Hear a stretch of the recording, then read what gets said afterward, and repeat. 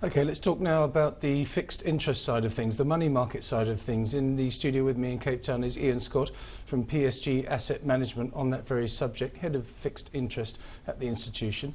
So never mind the share price, it came down 60.75%. I'm sure some of the fund managers that are the big holders would have had a lot to comment on if it had gone up 60.75%, but that's another matter. Tell us the impact on the money market, or the potential impact.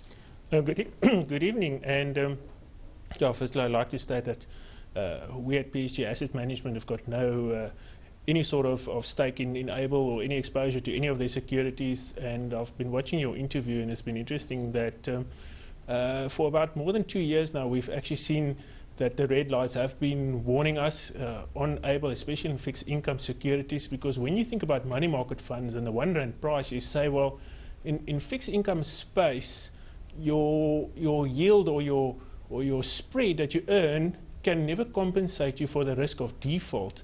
So when we go back to our process and we put Able through our fixed interest process in our model, we say, well, in terms of what we call our margin of safety, we say, well, Able just did not meet our margin of safety requirements to warrant an investment in a conservative space like a money market fund, because there's real risks in Able. And if we look at our philosophy, we say risk comes first. And Able is the type of risk that we don't want to put into a fixed income investment, especially over the last 2 years. It's actually been on our embargo list at PSG Asset Management, because the risk is just too high, because we don't want to expose the conservative portion of people's investments to that type of risk. Because we've had a very good time in credit markets, that we've seen spreads come down. It's been a risk-seeking behavior ever since we've seen quantitative easing enter the world. And everybody's been looking for yield, but at what price? Yes. And we're very concerned for... Dash for trash is a phrase that keeps on coming up with people I speak to overseas. Let's get Mark Ingham's view. He's in Johannesburg. Ian, just from my side, we've got various bondholders out there, sort of Swiss bonds. They were trading at the 100 mark not too long ago. They obviously tanked sort of today. We've got the local medium-term notes and various other funders that are actually sort of exposed here. Ian, what's your sense? I know your company isn't exposed, but for those that are exposed, where to now? I think there's very little space for them to run, because there's no active market in fixed income assets at the moment. Nobody really wants to buy those assets. I think there is a risk there for those investors sitting in those fixed income assets at the moment. And we've seen how the spreads have widened, especially in the Swiss market. If you look at the 2015 maturity bond of Able, it's trading at a yield of around 23% at the moment, which is probably around 80 cents in the rand. If we look at the 2018 bond, it's trading at around 60 cents into the euro, if you want to call it that way. So there's a lot of risk for fixed income investors in Able paper at the moment. Ian, I'm not too sure if this is outside your scope, but I want to pick up on a tweet from one of our viewers, Tamsang Ngeta. He says that basically he sees an opportunity here for a private equity deal. Is this something that you might agree with? I'm not an expert into private equity, so I wouldn't be able to answer that question.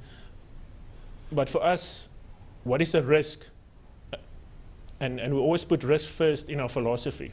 I think what we're saying here is there some rescuable scheme that could come up for Able, whether it be with their bonds, whether it be with their Ellerines, whether it be with the good bank and the bad bank, which we haven't even spoken about yet. Is this situation rescuable? Some people that I've spoken to today on my radio show have said, this is it. Just get out now if you can, because there's going to be nothing. Other people are saying, no, that's absolute nonsense. There's a Reserve Bank put, there's a shareholder put, and they still have some assets. What's your view?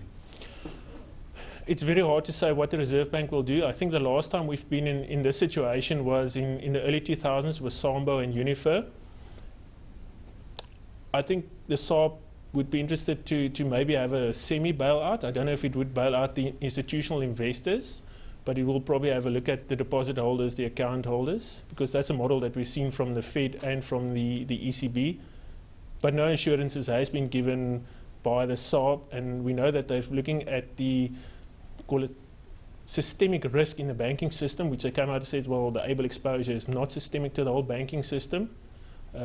So we don't know what form the SARB will come out and bail. Just as a last note here, I mean, on that Sambo situation, there was a major bank that is still listed on the JSC that mopped up some assets and did rather nicely out of them. Maybe someone's sort of circling at the moment and might do the same thing, should it come to that.